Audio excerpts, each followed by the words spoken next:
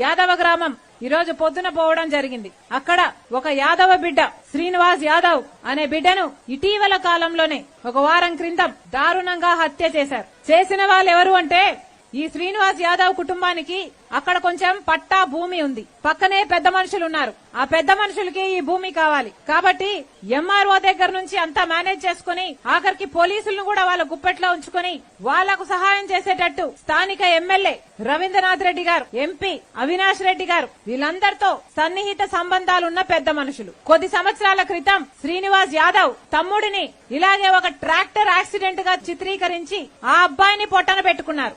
వారం రోజుల క్రితం అదే భూమి కోసం శ్రీనివాస్ యాదవ్ ని సొంత పొలంలోనే ఆయన పొలంలోనే పనిచేస్తుండగా రాళ్లతో కొట్టి దారుణంగా చంపేశారు. ఇది పోలీసుల ప్రమేయంతో జరిగింది అని స్థానికులందరూ ఆరోపిస్తే స్థానికంగా ఉన్న ఎస్ఐని సస్పెండ్ చేశారు. కానీ విచిత్రం ఏమిటి అంటే ఆ కుటుంబము ఎవరినైతే దోషులుగా చూపుతుందో మా బిడ్డలను పొట్టన పెట్టుకున్నారు అని వాళ్ళు ఆరోపిస్తున్నారో, ఎవరైతే వాళ్ళని ఏళ్ల తరబడిగా హింసిస్తున్నారో, వాళ్ళ భూమి గుంజుకుంటాము అని నానా రకాలుగా బెదిరిస్తున్నారో, చిన్న కొడుకుని ఈ కొడుకుని ఎవరైతే పొట్టన పెట్టుకున్నారో వాళ్ళ పేర్లు మాత్రం కనీసం పోలీస్ డిపార్ట్మెంట్ ఎఫ్ఐఆర్ లో కూడా చేర్చలేదు. ఇప్పటికీ యథేచ్ఛగా బయటే తిరుగుతున్నారు. ఎందుకు అంటే పెద్ద మనుషులట ఎమ్మెల్యే రవీంద్రనాథ్ రెడ్డి గారికి సన్నిహితులట, ఎంపీ అవినాష్ రెడ్డి గారికి సన్నిహితులట. నాకు తెలియక అడుగుతాను, ఎమ్మెల్యేగా రవీంద్రనాథ్ రెడ్డి గారిని, ఎంపీగా అవినాష్ రెడ్డి గారిని ఎవరిని ఎన్నుకున్నారు?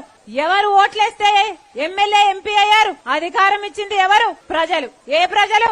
ఆ శ్రీనివాస్ యాదవ్ ఎవరైతే చచ్చిపోయాడో ఆ కుటుంబం కూడా ఓట్లేస్తే వీళ్ళు ఎమ్మెల్యేలు ఎంపీలు అయ్యారు. భూమి కావాలనుకున్న వాళ్ళు సన్నిహితులట, పెద్ద మనుషులట.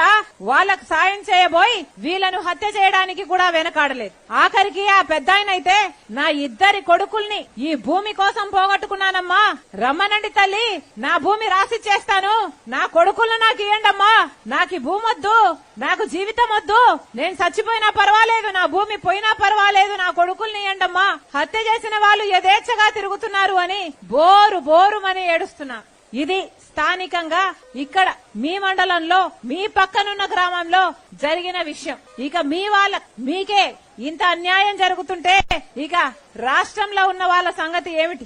ఎక్కడ చూసినా ఈ చంద్రబాబు అన్నట్టు ఎక్కడ చూసినా వైను మైను, ఎక్కడ చూసినా శాండ్ ల్యాండ్, ఈ మాఫియాలు, ఈ గుండాయిజము, ఈ హత్య రాజకీయాలు తప్పితే వైసీపీ ప్రభుత్వం జగన్మోహన్ రెడ్డి గారు ఏమి ప్రోత్సహిస్తున్నారో ఒకసారి ఆలోచించాలి.